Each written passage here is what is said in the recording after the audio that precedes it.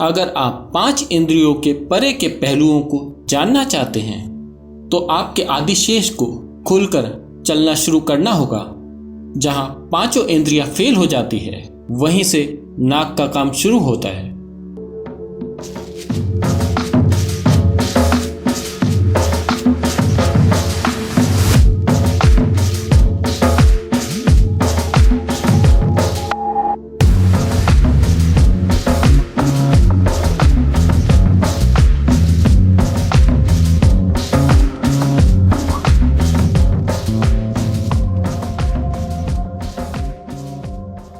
भारत में नाक के 12 आयाम हैं जिनकी पूजा की जाती है।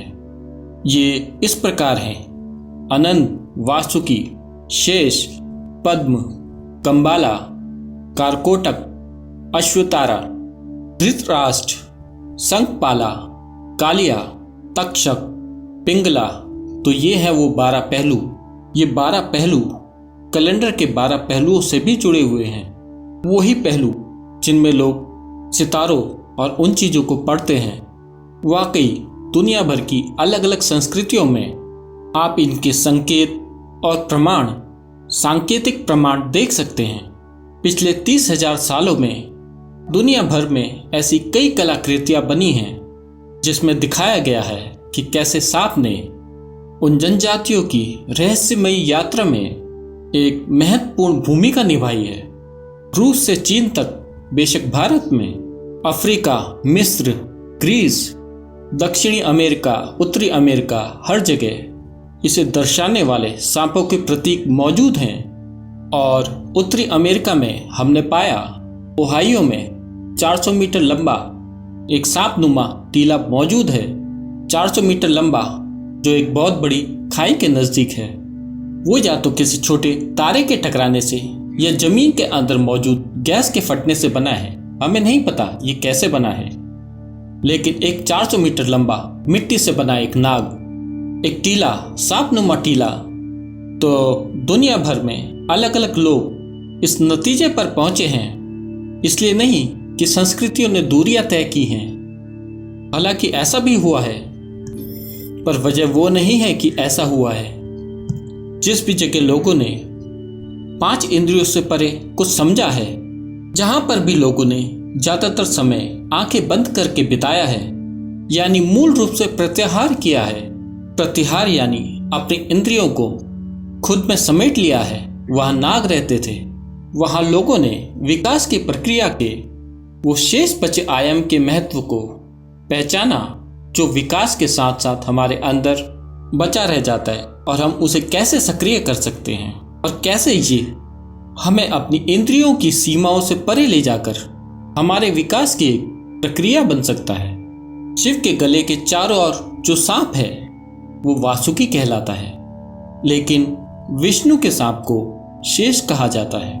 अगर आप ये ना जानते हो, अगर आप मैथमेटिक्स सीख रहे हैं, तो शेष यानी रिमाइंडर मैथमेटिक्स में एक सामान्य चीज है, तो उसी शब्द को यहाँ प्रयोग में लाया गया है, यानी शेष, क्योंकि यही नाग उस चीज का प्रतीक है जो हमेशा शेष रह जाता है।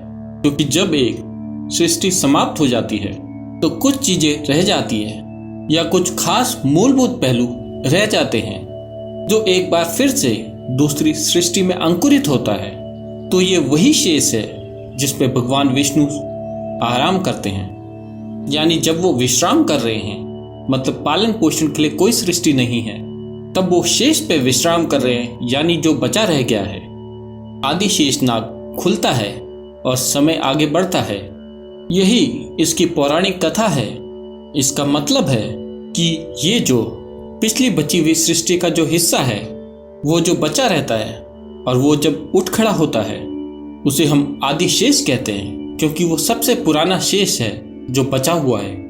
और उठ खड़े होने का मतलब है कि एक नए ब्रह्मांड की रचना होने को है। तो ये जीवन का बहुत गहरा पहलू है जिसे प्रतीकों की मदद से व्यक्त किया गया है। तो आज नाग पंचमी है जो इन चीजों का प्रतीक है। ये दिन उन लोगों के लिए बहुत महत्वपूर्ण है जो लोग अपनी भौतिकता से परे, अपनी इंद्रियों से परे जीवन को भेद कर जानना चाहते हैं। ये केवल अनुभव करने की बात नहीं है, या आत्मज्ञान की या मुक्ति पाने की बात नहीं है। ये जानने के बारे में है। अगर आप जानना चाहते हैं तो शायद हर कोई जानना नहीं चाहता, जो कि ठीक है। कुछ लोग बस मुक्त हो जाना चाहते हैं, उनको जानने से कोई मतलब नहीं है, वो भी ठीक है।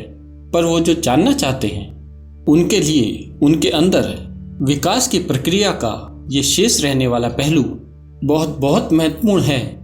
नहीं तो ये वाकई काम नहीं करता, चाहे आप सांपों के प्रतीक को समझें या ना समझें। लेकिन आपको उस आयाम में जान डालनी पड़ेगी।